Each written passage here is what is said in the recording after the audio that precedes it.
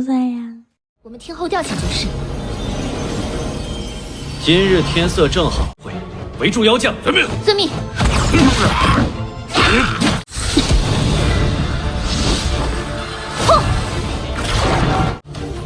原来这就是老大排兵的用意，还把妖族士兵身上的伤居然都被治愈了，到底是什么法术？ Halo semuanya, bagaimana kabar kalian? Semoga selalu sehat dan baik-baik saja. Pada video kali ini, Mimin akan melanjutkan perjalanan dari Chuyun. Tapi sebelum memasuki videonya, Mimin sarankan untuk mensubscribe channel ini dan like videonya agar Mimin semakin semangat untuk mengupdate video-video baru ke depannya.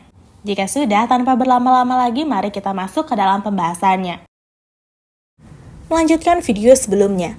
Di sisi Kaisar Supreme Yinghuo, dirinya meramal dengan bintang kalau Sui Liu mengalami kerugian yang banyak. Dia mengetahui kalau Sui Liu berada di ambang kematiannya. Kaisar Supreme Yinghuo akhirnya memanggil semua bawahannya dan meminta mereka semua untuk segera menyerang dan menghancurkan ras manusia. Karena bagaimanapun, saat ini Sui Liu sudah tidak bisa lagi melindungi mereka semua. Dengan seperti itu, Kaisar Supreme Yinghuo percaya kalau sebentar lagi ras manusia akan musnah sepenuhnya. Sedangkan di sisi Chuyun, dirinya kembali lagi bertemu dengan Tianlu di pagoda herbal. Di sana Tianlu cukup terkejut karena Chuyun memiliki 2 tubuh dan 1 jiwa. Tianlu sangat percaya kalau Chuyun bisa menggabungkan kedua tubuhnya itu menjadi satu, maka dia akan meningkatkan kekuatannya ke tingkat yang lebih tinggi. Di sana Chuyun tidak terlalu peduli. Dia juga percaya bahkan dengan tidak menyatukan kedua tubuhnya itu, dirinya bisa meningkatkan kekuatannya ke tingkat maksimalnya. Chuyun kemudian berpamitan dengan Tianlu dan berniat untuk pergi karena teman-temannya sedang menunggunya. Tapi sebelum pergi, Tianlu menjelaskan kepada Chuyun kalau fenomena langit belakangan ini menjadi sedikit aneh. Dari apa yang dirinya lihat, dia percaya kalau sebentar lagi akan terjadi sebuah bencana. Tianlu kemudian mengingatkan Chuyun agar tidak mati lagi karena jika dia mati, mereka tidak akan memiliki kesempatan untuk menang. Chuyun meyakinkan Tianlu kalau dirinya tidak akan mati. Saat ini, umat manusia masih belum mendapatkan kedamaian yang sejati. Sampai semua itu belum tercapai, maka Chuyun tidak akan mati lagi. Sesampainya di luar, Chuyun kembali menemui semua teman-temannya. Mereka semua menyambut dan bahkan memuji Chuyun yang akhirnya datang kembali. Tapi tak lama kemudian, Chuyun datang ke tempat lain. Di sana, dia menjelaskan kalau dirinya baru saja mengurung dirinya selama beberapa tahun, tapi siapa sangka ketika dirinya keluar, dunia sudah menjadi sangat aneh seperti ini. Dia bahkan tidak menyangka kalau Chuyun yang merupakan orang yang sangat dirinya kagumi merupakan kakeknya sendiri. Dari awal, dia yang berniat berteman dengan Chuyun, tapi siapa sangka Chuyun adalah kakeknya. Awalnya, Julian tidak percaya dengan hal ini. Dia bahkan mengira kalau neneknya yang adalah Nangong Huayan sudah ditipu. Tapi Nangong Huayan tidak mungkin tertipu karena dia sudah bersama dengan Chuyun sejak lama. Tak lama kemudian, 4 Heavenly Emperor umat manusia datang. Dongfang Tiansu menjelaskan kalau para ras iblis mulai bergerak lagi. Yang mana kemungkinan terbesarnya mereka akan memulai peperangan lagi. Guman dan yang lainnya berniat untuk segera bertarung bersama lagi. Tapi di sisi Bai Bing, dia memikirkan apa yang terjadi. Seharusnya menurut pandangannya, Kaisar Supreme Yinghuo melihat kondisi Sui Liu. Yang mana Sui Liu saat ini tidak bisa melindungi umat manusia. Hal ini tentu saja membuat ras iblis harus cepat bergerak sebelum mereka melewatkan kesempatan yang sangat bagus ini.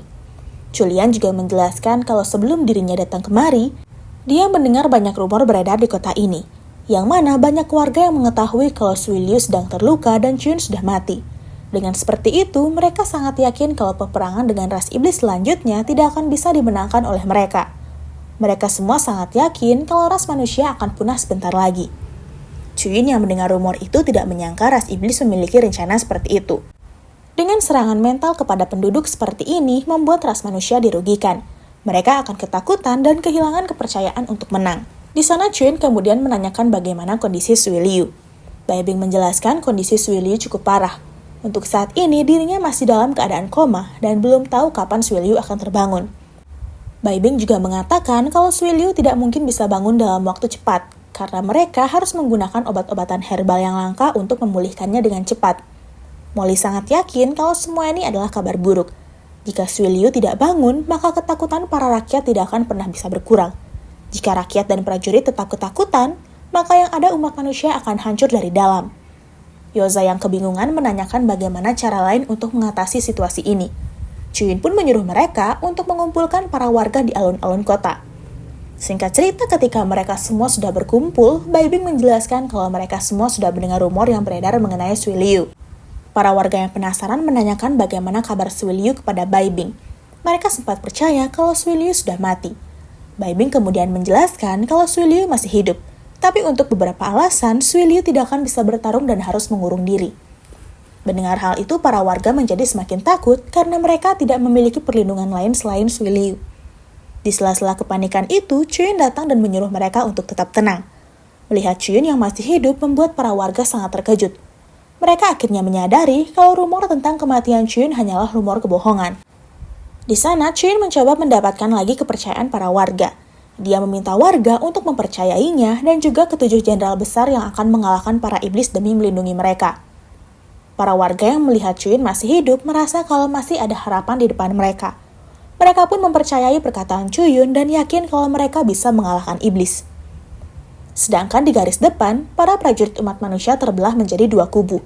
Satu kubu mengira kalau kerajaan Chu yang Agung sudah meninggalkan mereka, dan satu kubu lagi percaya kalau kerajaan masih bersama mereka.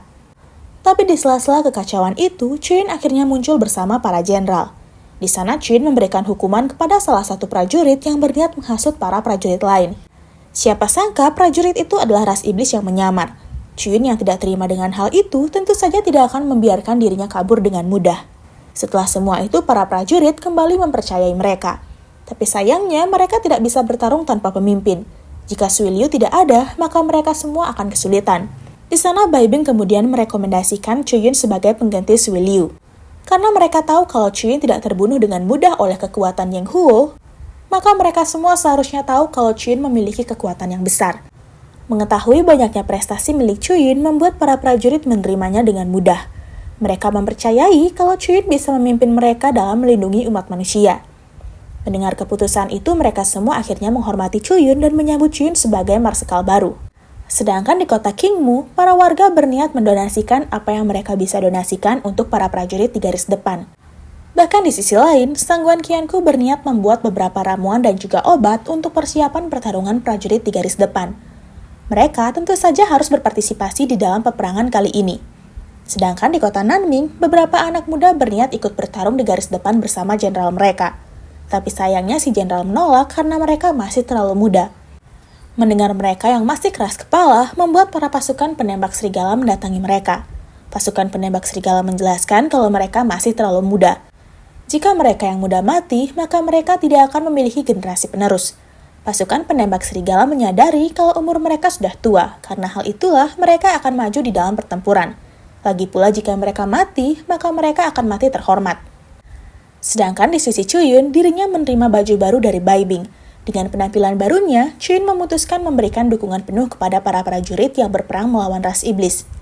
Di kota Qingmu, beberapa warga tidak yakin dengan pertarungan besar yang akan terjadi, yang mana pasukan iblis dikabarkan akan berjumlah lebih banyak dibandingkan dengan pasukan manusia. Mereka tampaknya sangat putus asa dengan perjuangan ras manusia. Sedangkan di sisi Yafu dan juga Yasin, mereka berdua sedikit khawatir dengan peperangan itu. Walaupun ras manusia dipimpin oleh Chuyun, tapi mereka masih tidak ingin terjadi hal yang merugikan bagi para manusia. Apalagi di dalam pasukan iblis terdapat Kaisar Supreme Yang Huo dan juga Kaisar Supreme Hundun. Mereka berdua saja sangat bisa mengalahkan para manusia yang menghalangi jalan mereka. Sedangkan di medan perang, sebagai seorang pengintai, Bufan merasakan sebuah getaran aneh yang terjadi di tanah. Hal itu tentu saja berartikan kalau ras iblis sudah dekat dan pasukan mereka akan lebih banyak dibandingkan mereka. Yoza yang menyadari hal itu menjadi sedikit kebingungan, yang mana jumlah pasukan mereka sangat tidak bisa dibandingkan dengan jumlah pasukan ras iblis. Guman merasa sedikit khawatir karena dalam beberapa hari terakhir Chuyun tidak terlihat. Yeling menyuruh mereka untuk bersemangat dan jangan menyerah. Dia percaya kalau ras iblis akan mengerahkan seluruh kekuatan mereka pada peperangan kali ini. Tapi entah dari mana Chuyun akhirnya tiba dan juga menyemangati mereka. Dia menjelaskan kalau mereka sudah merebut beberapa kota manusia yang diambil alih oleh ras iblis. Dengan pencapaian mereka sebelumnya, mereka tidak seharusnya ketakutan dengan para ras iblis. Melihat hadirnya Chuyun membuat mereka sendiri lega. Yoza yang menyadari kekurangan pasukan mereka meminta saran rencana dari Chuyun. Dia tidak yakin pertarungan ini bisa dimenangkan oleh mereka. Di sana Chuyun pun menyuruhnya untuk sedikit tenang karena dia masih memiliki rencana. Tapi tak lama kemudian, pasukan iblis mulai semakin mendekat. Mereka dengan jumlah yang sangat banyak berniat menerobos pasukan ras manusia begitu saja. Tapi tak lama kemudian muncul salah satu perwakilan dari ras iblis. Dia mengatakan kalau Kaisar Supreme ras iblis masih sangat baik. Jika ras manusia mau menyerah dan bergabung dengan pasukan ras iblis, maka mereka tidak akan perlu berperang.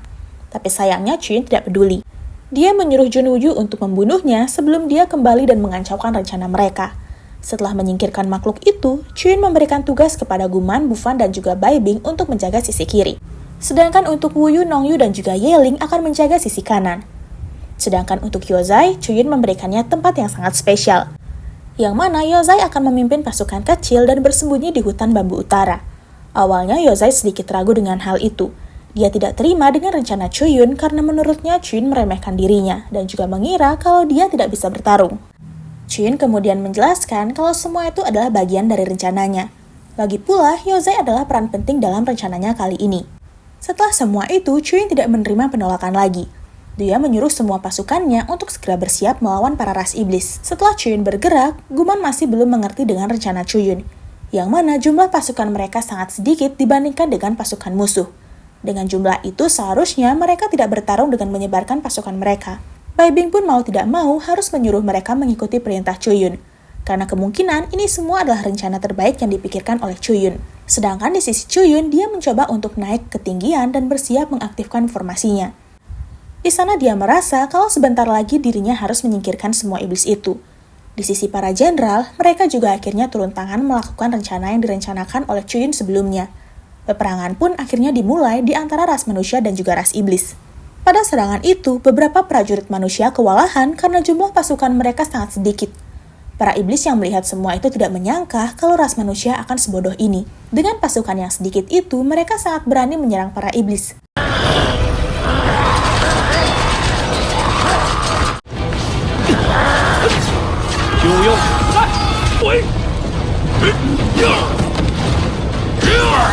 Sedangkan di sisi Junwuyu, dia menyadari kalau mereka sudah tidak memiliki harapan lagi.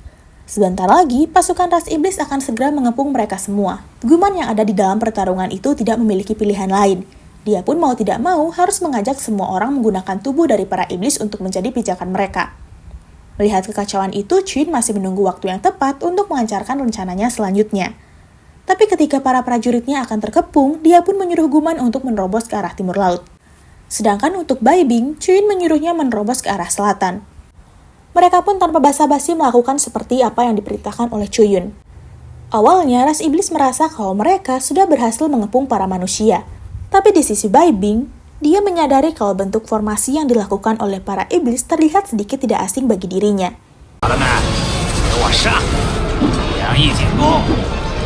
那就多拉几个妖族杂碎，给咱们垫背。向东北方突围，白兵向南方突围。妖族军队的阵型，怎么可能？这是哪来的国王？比胜不成。 Di sana, Chuyin akhirnya turun tangan. Dia melenyapkan beberapa iblis yang mengganggu formasinya. Dia juga menyuruh Yeling untuk naik ke atas. Di atas sana, Chuyin menyuruh Yeling mengingat tentang formasi yang terlihat dari atas sini, yang mana seluruh ras iblis mengelilingi ras manusia dengan bentuk barisan menyerupai formasi Taiyi. Karena Yeling sudah menyadarinya, Chuyin pun menyuruh Yeling untuk segera mengaktifkan formasi itu. Pada akhirnya, Yeling berhasil mengaktifkan formasi Taiyi. Hal ini membuat pasukan ras iblis berhasil musnah dengan cepat. Sedangkan untuk ras manusia, mereka yang terluka akan disembuhkan dengan mudah oleh formasi ini. Teman-teman Chuyin akhirnya menyadari tujuan Chuyin yang sebenarnya. Mereka tidak menyangka kalau dari awal Chuyin menggunakan rencana semacam itu untuk membuat mereka bisa memenangkan pertarungan ini. Dari awal, Chuyin berniat menumbalkan para ras iblis untuk mengaktifkan formasi itu. Kemudian setelah semua itu, mereka akan bisa menyelamatkan para prajurit yang terluka. Sayangnya dari kejauhan, prajurit pemanah ras iblis berniat menyerang Chuyin dan juga Yeling yang menjadi inti dari formasi itu. Mereka tidak bisa membiarkan para manusia mendapatkan keuntungan. Beruntungnya, serangan dari panah mereka masih bisa dihadapi oleh Chuyin. Namun sebelum mereka kabur, Chuyin menyuruh Yozai untuk segera muncul dan juga menghabisi mereka semua. Melihat gilirannya yang telah tiba, Yozai pun mengajak para pasukannya menyerang mereka sesuai dengan perintah dari Chuyin. Hingga pada akhirnya mereka semua berhasil menyingkirkan para ras iblis. Hal ini membuat para prajurit tidak bisa menyembunyikan kesenangan mereka atas kemenangan itu. Tapi di sisi lain, Kaisar Supreme Hundun masih memiliki rencananya yang lain untuk mengalahkan para umat manusia sekaligus membalaskan dendamnya yang sebelumnya.